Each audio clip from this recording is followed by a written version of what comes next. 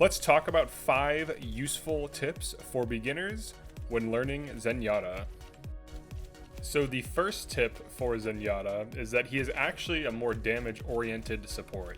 Most supports are pretty good at healing, and Zenyatta can get good healing numbers over time.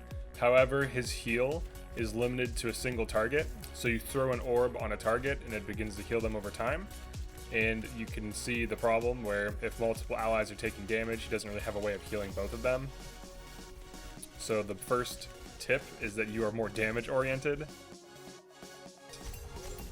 You can see here he has pretty good headshot damage. These bots have 200 health. He does 96 damage headshots without his Orb of Discord, which scales damage further. And his right click also can charge up to 5 shots.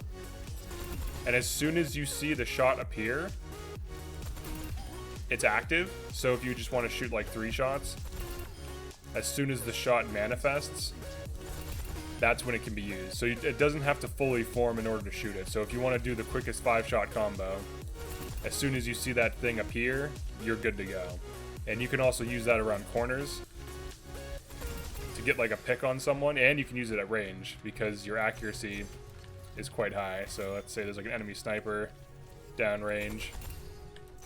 You can kill them pretty quickly. The second tip for Zenyatta is that you need to maintain line of sight for your orbs to last. So your orbs actually have infinite duration. However, the Orb of Discord will end if you break line of sight with the enemy for 2 seconds. So if we just hide for 2 seconds, it'll just disappear. However, if we break line of sight and then reappear, it won't end after 2 seconds. So you can kind of play around that. So knowing that it ends in 2 seconds once line of sight is lost, you can re-peek to keep the orb active.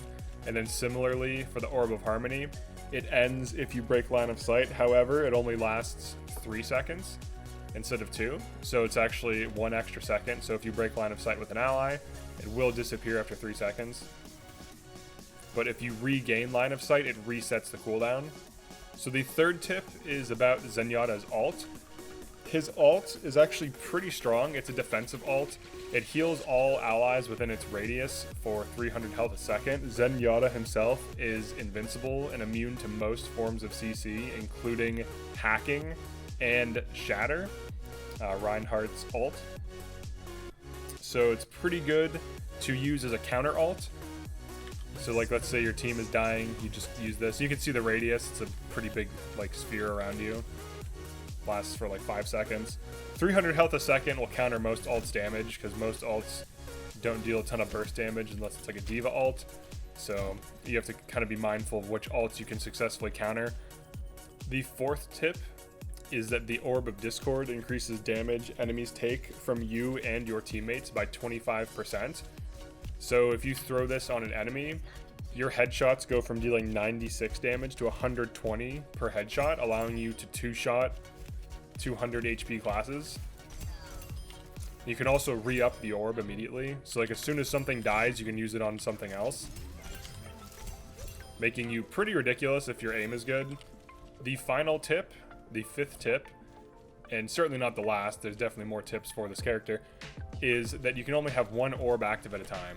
So I kind of alluded to this earlier, where if you're getting attacked, if you have multiple allies taking damage, you can only really heal one of them at a time. And your type of heal is more of like a tickle heal. It heals 30 health per second. So while that is decent and it is something, it's definitely not a burst heal. So it's more useful for sustained fights when your team knows how to take cover, hold positions, and to use their abilities to survive. And against like teams that are diving constantly, that have like high pressure and high burst damage, it's probably not the best tool. So you probably want something that's more consistent, more bursty, maybe more AoE heals. And then also similarly for the Orb of Discord, you can only be maintained on 1 enemy. This one's less of an issue because being able to spike down an enemy, like adding damage to your team in a team fight on a key target that you control what the target is massive upside. But be aware of your limitations on Zenyatta. As a 6th bonus tip, I will say, in terms of survivability, he is probably one of the most killable heroes because he relies on pure death matching and aim to survive, as well as like perfect positioning. So there is one way to defend yourself. This will be the final bonus 7th tip.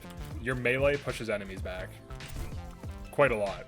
So if something jumps on you, you can push them back quite far. It's pretty useful. This is his only way to defend himself aside from killing the target. But you can use this to push tanks into like corners and just like move them away from you if it's something huge is just like walking you down. So you put your Orb of Discord, you spam, when they get too close you kick them. So that's basically the only thing you can really do to defend yourself. You can kick the enemies, position well, you can ult, and you can play off your team. Now you can always use your team, like the physicality of your team. So like if you're with a tank and you just maintain an Orb of Harmony on it and then an Orb of Discord on an enemy, use your tank as a human shield to survive. And if an enemy starts attacking you, assuming it doesn't have AoE damage like a Pharah or something, you can just use it to body block for you. So it can be useful to do. You can kind of be like the shadow of your tank, constantly supporting it, kicking guys that get too close like a bodyguard. So yeah, that's it for this one. Definitely like and subscribe if you enjoyed this or found this useful. Drop a comment, let me know what you think, and I will see you in the next Overwatch video.